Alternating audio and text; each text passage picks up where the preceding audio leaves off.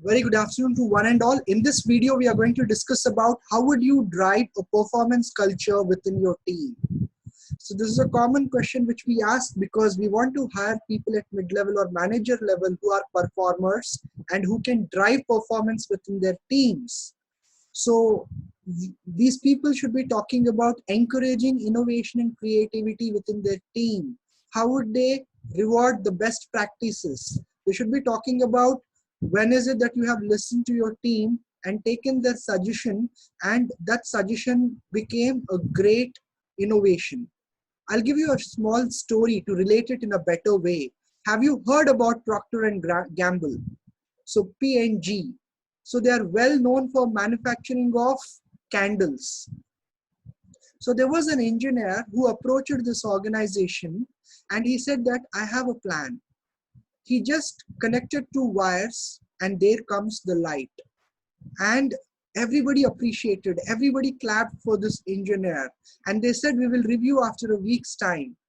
And then the engineer reminded them as they forgot about it, that we were supposed to have a review discussion. And they said, we are happy the way we are doing. And I don't think we will be requiring that. We are happy the way with our candle business. Then he said, probably you are missing an opportunity. You can probably give light to the whole world. And they said, if you are so keen of doing it, why don't you set up your own company and do it? That day, the man made a proficiency. So he made a statement, something in the present statement, which will be considered keeping the future in mind. He made the statement that I'm going to make light available for common public at such a cheap price that only rich can afford your candles. And this man is none other than Thomas Alva Edison. And he came up with his own company by name General Electric, which is much, much bigger than P&G. And today, as he said that statement, as he made that statement, only rich can afford candlelight dinner. And rest all will afford his bulbs.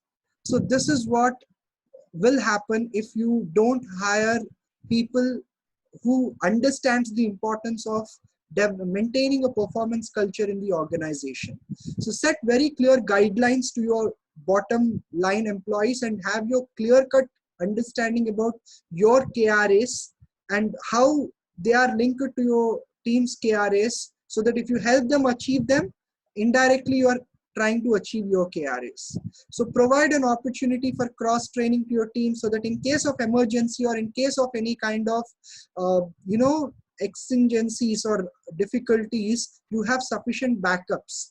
In case you need to run a lean staffing, you should still be sufficient. Reward your top performers and give this feedback in public and give them monetary or non-monetary benefits.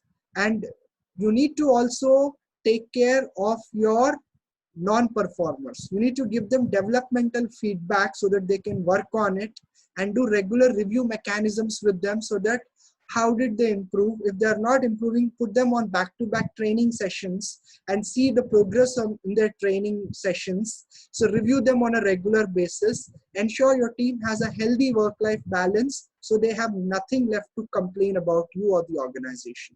So this way you can drive a performance culture, and this is something which is a definite question for people applying at a mid-level kind of position for an organization. I hope you got this question clear. Have a nice day. It was nice talking to you.